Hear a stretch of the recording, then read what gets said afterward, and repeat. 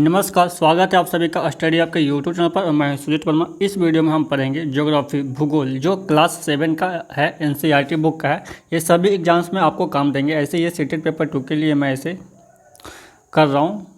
तो आप यहाँ पे देखें, जिसमें पहला चैप्टर है आपका पर्यावरण, ठीक है। इससे पहले क्लास 6 का ज्योग्राफी, हिस्ट्री और पॉलिटी भी हो चुका है। ये क्लास 7 का ज्योग्राफी मैं फिर कर रहा हूँ, ठीक है। तो चलिए इसमें पॉइंट बाय पॉइंट पढ़ेंगे हम लोग, जो मेन पॉइंट आते हैं। ये सारा बुक्स पढ़ने का ज़रूरत नहीं है, इसमें से बुक्स में से जो भी इम्पोर्टेंट पॉइंट है उसे मैंने लिखा है। तो ये एक समरी है, नोट्स टाइप का है। आप इससे पढ़ करके भी आप बहुत कुछ हासिल कर सकते हैं कम समय में। तो चलिए स्टार्ट करते हैं। यहाँ पे पहला पॉइंट आप देख रहे हैं, प्रकृति पर्यावरण, प्राकृतिक पर्यावरण। तो जानते हैं इसके बारे में। भूमि, जल, वायु, पेड़ पौधे एवं जीव जंतु मिलकर प्राकृतिक पर्यावरण बनाते हैं। प्राकृतिक पर्यावरण कौन बनाते हैं? तो आपका प्राकृतिक पर्यावरण बनाते हैं भूमि, जल, वायु, पेड़ पौधे एवं जीव जंतु मिलकर। सेकंड है आपका स्थल मंडल, यानी पृथ्वी की ठोस प्रपट्टी या कठोर ऊपरी परत को स्थल मंडल कहते हैं। यह चट्टानों एवं खनिजों से बना होता है। स्थल मंडल जो है वो किन चीज़ों से बना होता है? तो वो खनिजों एवं चट्टानों एवं खनिजों से बना होता है एवं मिट्टी की पतली परत से ढका होता है। स्थल मंडल जो है वो चट्टान और खनिज से बना होता है और मिट्टी की पतली परत से ढका होता है। नेक्स्ट है आपका जल मंडल। जल के क्षेत्र को जल मंडल कहते हैं। जल के क्षेत्र को जल मंडल कहते हैं। यह जल के विभिन्न स्रोतों जैसे नदी, झील, समुद्र, महासागर आदि जैसे विभिन्न जलाशयों से मिलकर बनता है। जैसे जल मंडल है तो जल कहाँ कहाँ पाए जाते हैं? आप सभी लोग जानते हैं, नदी, झील, समुद्र, महासागर, इन सब जगहों पे पाए जाते हैं। नेक्स्ट पॉइंट है आपका वायुमंडल।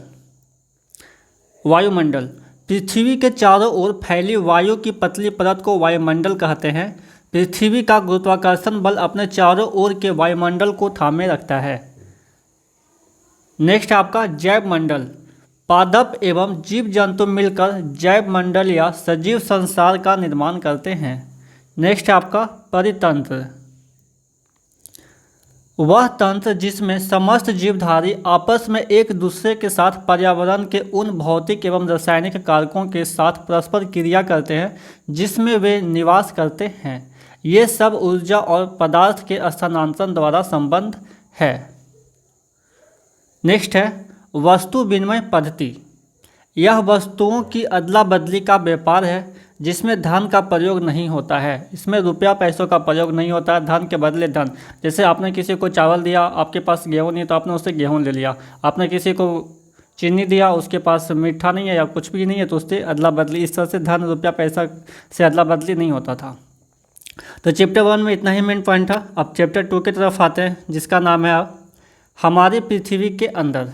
तो आइए इसमें देखते हैं कि क्या क्या इसमें मेन पॉइंट है। जिसमें पहला मेन पॉइंट है आपका विश्व की सबसे गहरी खान दक्षिण अफ्रीका में स्थित है। यानी विश्व की जो सबसे गहरी खान है वो कहाँ स्थित है? तो आपका अफ्रीका में स्थित है तथा इसकी गहराई लगभग 4 किलोमीटर है। तेल की खोज में इंजीनियर 6 किलोमीटर गहराई तक खोज सकते हैं। इंजीनियर लोग जो तेल को पाने के लिए खुदाई करते हैं तो अधिकतम ज़मीन के अंदर धरती में 6 किलोमीटर तक खुदाई कर सकते हैं। नेक्स्ट पॉइंट है आपका पृथ्वी के आयतन का केवल 1% हिस्सा ही पर्पट्टी है। पृथ्वी का जो आयतन होता है वो केवल 1% हिस्सा की पर्पट्टी है। 84% मेंटल एवं 15% हिस्सा कोर है। मेंटल सबसे ज़्यादा है 84%, जिसमें एवं कोर का जो हिस्सा है वो है 15%। आइए आप देखते हैं पृथ्वी की त्रिज्या कितनी है। नेक्स्ट पॉइंट है आपका पृथ्वी की त्रिज्या। तो इसका त्रिज्या है 6371 किलोमीटर, 6371 किलोमीटर। ये पृथ्वी का त्रिज्या है 6371 किलोमीटर। पृथ्वी सकेंद्रीय परतों से बनी है।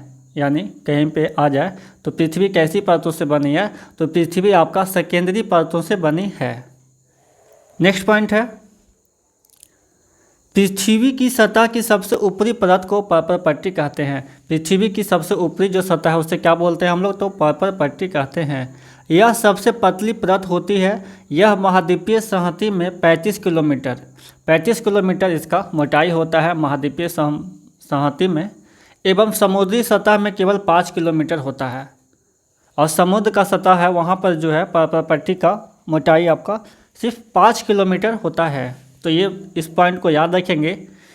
यानी पृथ्वी की सतह के सबसे ऊपरी परत को क्या बोलते हैं, तो पर्पल पट्टी कहते हैं। यह सबसे पतली परत होती है। यह महाद्वीपीय संहति में 35 किलोमीटर एवं समुद्री सतह में केवल 5 किलोमीटर तक है। महासागर की पर्पल पट्टी मुख्यतः सिलिका एवं मैग्नीशियम की बनी है। महासागर का जो पर्पल पट्टी है वो किससे बना है, सिलिका और मैग्नीशियम का। यानी पर्पल पट्टी जो बना है वो आपका सिलिका और मैग्नीशियम से बना है, जिसे हम लोग SI और Mg से डिनोट करते हैं। नेक्स्ट पॉइंट है आपका पर्पल पट्टी के ठीक नीचे मेंटल होता है। सबसे ऊपर तो आपका पर्पल पट्टी हो गया, भूपर पट्टी भी बोलते हैं उसे, ठीक है। और ठीक उसके नीचे यानी 35 मीटर के नीचे भूपर पट्टी की मोटाई कितना है, 35 किलोमीटर। तो 35 किलोमीटर के फिर जब नीचे आएंगे तो आप उस जो नाम है उसका उसे बोलते हैं हम लोग मेंटल, ठीक है, उसे बोलते हैं मेंटल, जो 2900 किलोमीटर की गहराई तक फैला है। पहला पर्पल पट्टी जो हो गया आपका 35 और दूसरा जो मेंटल है वो 2900 किलोमीटर की गहराई तक फैला है। सेकेंड, उसके बाद पॉइंट है इसकी सबसे आंतरिक परत क्रोड है। यानी पृथ्वी की सबसे अंदर का जो परत है वो जो है उसका नाम है क्रोड, जिसकी त्रिज्या लगभग 3500 किलोमीटर है। और क्रोड की त्रिज्या जो है वो 3500 किलोमीटर है। यह मुख्यतः निकेल एवं लोहे की बनी होती है। क्रोड जो है वो आपका निकेल और लोहे का बना होता है। यहाँ पे आप देख रहे हैं पहला जो है पर्पल पट्टी जिसका अंदर तक जो गहरा भाग है उसका 35 किलोमीटर, तो सियाल है ना, SI + AL। SI का मतलब हो गया आपका सिलिका और L का मतलब हो गया एल्युमिनियम, जिसे हम लोग बोलते हैं सियाल। ये 35 किलोमीटर है। और सेकेंड वाला जो है वो 2900 किलोमीटर गहराई, जिसे हम लोग क्या बोलते हैं, सीमा भी, जो मेंटल है। सबसे ऊपर वाले पार्ट को भूपर पट्टी बोलते हैं, जिसका दूसरा नाम भी है आपका सियाल। और जो मेंटल है उसका दूसरा नाम है सीमा, वो SI और MA। सॉरी, इससे पहले वाले में हम Mg बता दिए थे, ठीक है। तो MA मैग्नीशियम का होता है, MA तो सीमा का होगा आपका SI + MA, silica plus magnesium, ठीक है। और तीसरा जो है क्रोड, उसे दूसरा नाम भी है निफ है। इसमें होता है Ni + Fe। Ni का मतलब हो गया आपका निकेल और Fe का मतलब हो गया आपका आयरन। थोड़ा सा ध्यान दीजिएगा, यहाँ पे जो मैंने बताया था 35 किलोमीटर मेंटल, कहाँ पे गया,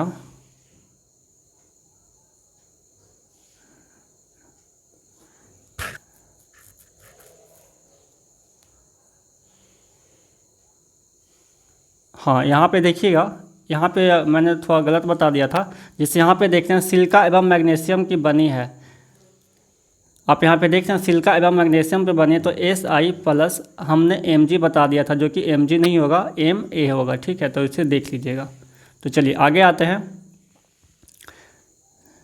नेक्स्ट पॉइंट है आपका पृथ्वी के केंद्र तक पहुंचने के लिए समुद्र की सतह पर 6000 किलोमीटर गहराई तक खोदना होगा। यदि पृथ्वी के केंद्र तक जाना चाहते हैं तो 6000 किलोमीटर की गहराई तक खोदना होगा समुद्र की सतह में। नेक्स्ट पॉइंट है आपका सेल। पृथ्वी की पर्पल पट्टी बनाने वाले खनिज पदार्थ के किसी भी प्राकृतिक पिंड को सेल कहते हैं। सेल किसे कहते हैं तो इसे जान लेते हैं। पृथ्वी की पर्पल पट्टी बनाने वाले खनिज पदार्थ के किसी भी प्राकृतिक पिंड को सेल कहते हैं। नेक्स्ट पॉइंट है आपका मुख्य रूप से सेल 3 प्रकार की होती है। सेल आपने जाना, तो सेल कितने प्रकार की होती है, तो सेल मुख्य रूप से 3 प्रकार की होती है। तो वो 3 प्रकार की सेल कौन कौन होती है, आइए इसे भी जान लेते हैं। जिसमें पहला है आपका आग्नेय सेल, जिसे हम लोग इग्नियस भी बोलते हैं। पहला है आपका आग्नेय सेल, जिसे इग्नियस भी कहते हैं। लैटिन शब्द इग्नियस, जिसका अर्थ है अग्नि। द्रवित मैग्मा ठंडा होकर ठोस हो जाता है, इस प्रकार बने सेल को आग्नेय सेल कहते हैं। आग्नेय सेल को प्राथमिक सेल भी कहते हैं। आग्नेय सेल 2 प्रकार की होती है, अंतर्भेदी सेल एवं बहिर्भेदी सेल। तो पहला अंतर्भेदी सेल के बारे में जानते हैं। द्रवित मैग्मा कभी कभी भूपर पट्टी के अंदर गहराई में ही अंदर ठंडा हो जाता है, इस प्रकार बने ठोस सेल को अंतर्भेदी सेल कहते हैं। देखिए द्रवित मैग्मा है, जब ज्वालामुखी अंदर से बाहर निकलती है तो द्रवित मैग्मा कभी कभी भूप्रपट्टी के अंदर गहराई में ही अंदर ठंडा हो जाती है, वो बाहर नहीं निकल पाता है। तो जो अंदर ठंडा हो जाता है तो इस प्रकार बने ठोस सेल को अंतर्भेदी सेल कहते हैं। और दूसरा है आपका बहिर्भेदी आग्नेय सेल, इसे पढ़ेंगे, देख लेते हैं इसे। धीरे धीरे ठंडा होने के कारण ये बड़े दानों का रूप ले लेते हैं, जैसे ग्रेनाइट। ग्रेनाइट अब आपका अंतर्भेदी सेल का उदाहरण है, ठीक है। आग्नेय सेल का उदाहरण है ग्रेनाइट। यह धीरे धीरे ठंडा होता है और बहुत बड़ा बड़ा इसका जो है वो रूप ले लेता है। चट्टान जो है वो बहुत बड़े बड़े होते हैं, क्योंकि वो धीरे धीरे ठंडा होते हैं तो इनका जो दाना होता है वो काफ़ी बड़े होते हैं। और दूसरा है आपका बहिर्भेदी आग्नेय सेल। पहला हमने पढ़ा अंतर्भेदी और दूसरा है बहिर्भेदी आग्नेय सेल। जब द्रवित लावा पृथ्वी की सतह पर आता है, अभी आपने देखा कि नीचे से जो मैग्मा निकलती है तो वो मान लेते हैं कि यह पृथ्वी का सतह है तो यहाँ तक नहीं पहुँच पाता, ये पृथ्वी के अंदर ही इधर उधर रह करके ठंडा होकर के जम जाता है, तो ये बन जाता, धीरे धीरे फिर ठंडा होकर के ये रूप धारण लगता है चट्टानों का, तो जिसे हम लोग बोलते हैं जैसे ग्रेनाइट जो है उसी का एक एग्जाम्पल है, अंतर्भेदी चट्टान का एग्जाम्पल है। लेकिन बहिर्भेदी चट्टान में क्या होता है कि जब द्रवित लावा पृथ्वी की सतह पर आता है, वो सतह जो है ये तो यहाँ तक नहीं, ये पृथ्वी की सतह पर ऊपर आ जाता है, ठीक है। तो जब पृथ्वी की सतह पर आता है तो यह तेज़ी से ठंडा होकर ठोस बन जाता है।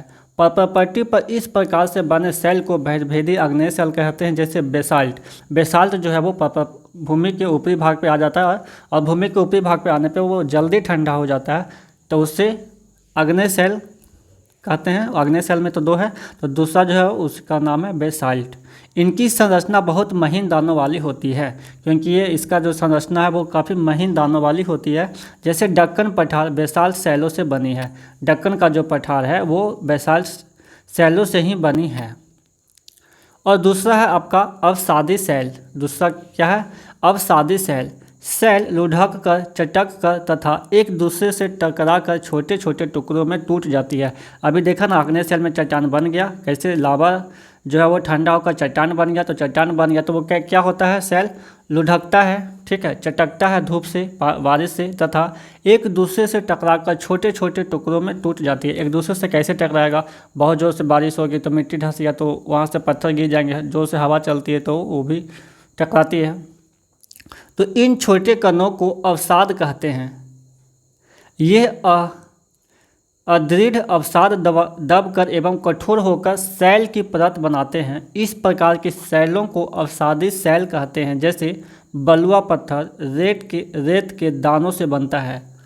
अवसादी सेलों में पौधे, जानवरों एवं अन्य सूक्ष्म जीवाणुओं के जीवाश्म भी हो सकते हैं। इन्हें सेडिमेंट्री सेल के नाम से भी जाना जाता है। कहीं पे सेडिमेंट्री सेल आएगा तो उससे घबराना नहीं है।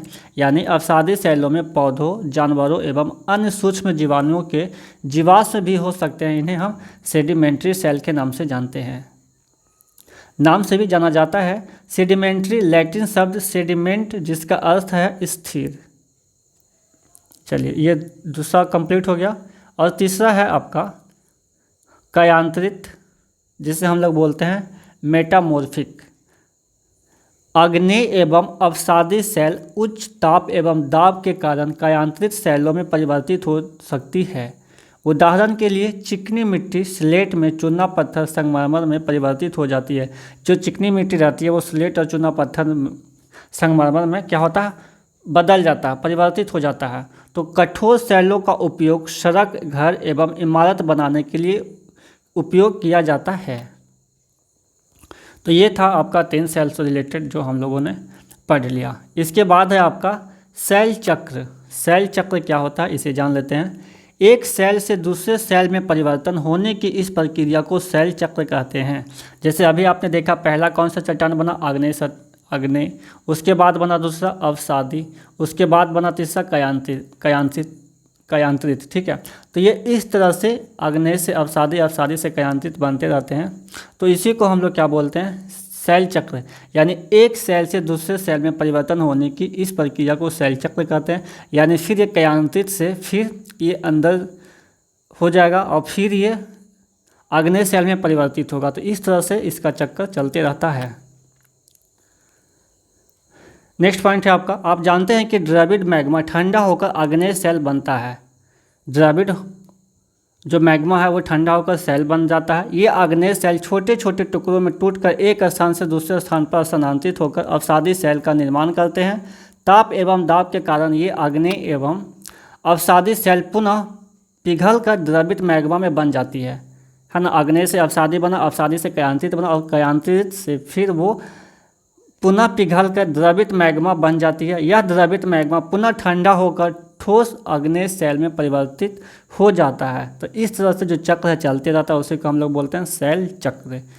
तो ये आज का वीडियो में हम लोग यहीं तक पढ़ेंगे। चैप्टर 1, 2 हो गया, क्योंकि फिर वीडियो काफ़ी लंबा हो जाएगा।